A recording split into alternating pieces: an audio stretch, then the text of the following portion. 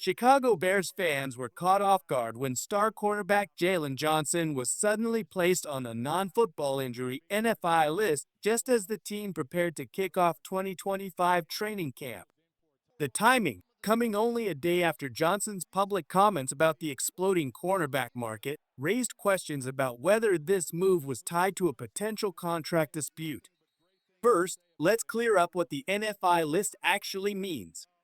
The NFL designates the NFI list for players who are unable to participate in team activities due to injuries or conditions not related to football.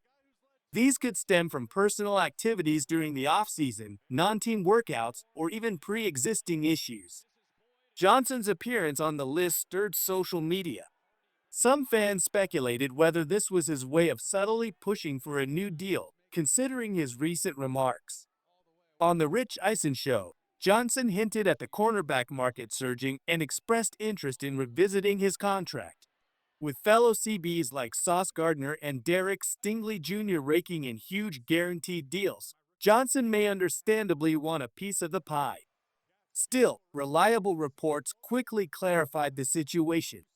Chicago sports insider Brad Biggs reassured fans that Johnson's NFI status is unrelated to contract disputes. According to Biggs, Johnson's placement is purely due to a minor, non-football related condition. This isn't a reason to panic. Veterans hadn't officially reported at the time of the announcement, and Johnson wasn't technically late. It's possible that he was tending to family matters in California or dealing with a short-term issue. If Wednesday comes and Johnson is still absent or not practicing, then concern is valid. But for now, fans can breathe easy. Johnson's contract itself is certainly noteworthy. He signed a 4-year, $76 million deal just last season with $54.4 million guaranteed. However, most of that guaranteed money is front-loaded and will be exhausted after this year. With no guarantees left beyond 2025, Johnson might understandably be eyeing more long-term security. Still, 1 year into a 4-year contract, holding out might not sit well with fans or the front office. If Johnson plays well this season and the Bears win, he'll have more leverage to request additional guarantees or a restructured deal. Before we move on to the next update, take a moment to support the channel. Hit that subscribe button, like this video, and smash the bell icon so you never miss an update during Bears training camp. We're covering all the breaking stories as they happen. Jaylon Johnson isn't the only player facing an NFI designation. A few more names surfaced as camp reporting began, including intriguing rookie WR Jordan Walker, RB and Wheeler, and veteran QB Case Keenum. Let's start with Jordan Walker. The undrafted wide receiver had shown some promise during off-season programs.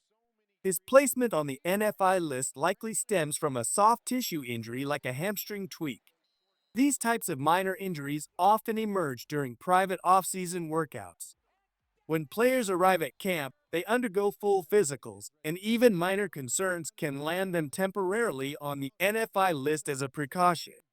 Running back Ian Wheeler, who suffered an ACL tear last season, also landed on the NFI list. While it's unclear if he re-aggravated the injury, it's more likely that this move is a precaution.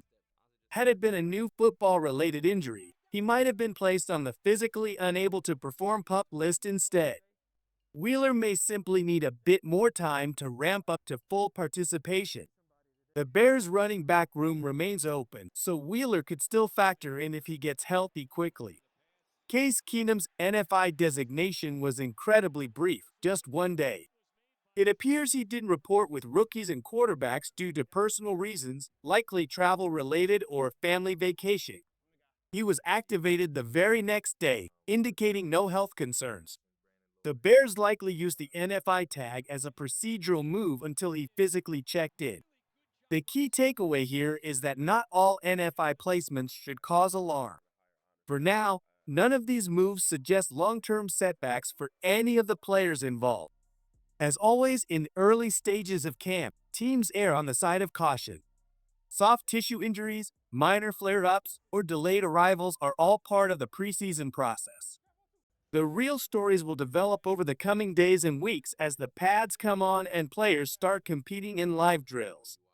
The Chicago Bears aren't the only NFC North team dealing with injury news. The Detroit Lions took a big hit just as training camps around the league kicked off. Defensive tackle Levi Onwuzurike has been ruled out for the season due to an ACL tear, a tough break for their defensive front. While Onwuzurike may not be a household name, his role as a run stuffer was crucial for Detroit. This injury weakens their depth and could expose them in the middle of the defense, especially in a 17-game grind. Comparatively, it's like if Andrew Billings were lost for the Bears, not a headline star, but absolutely essential across the trenches.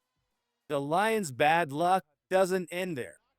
Star left tackle Taylor Decker is also dealing with an injury, although head coach Dan Campbell expects him to return after the Hall of Fame game on July 31st.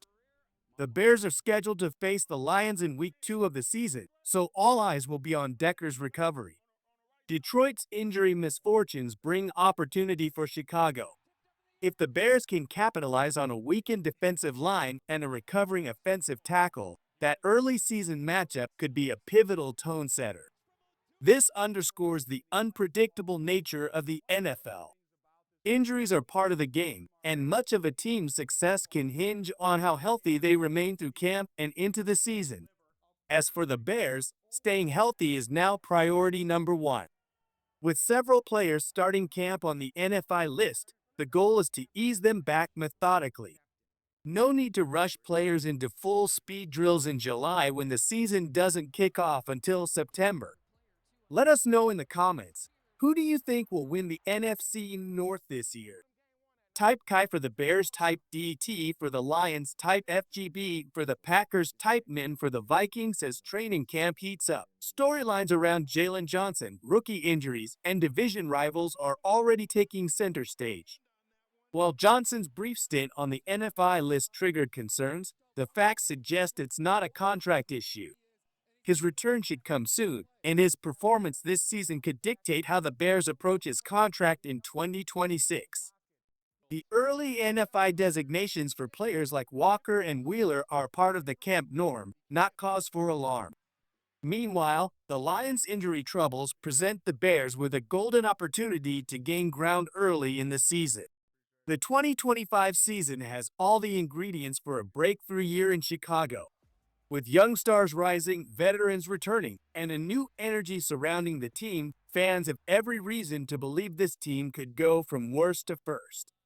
Be sure to subscribe and turn on notifications so you don't miss any of our in-depth Chicago Bears coverage throughout training camp and the entire 2025 season.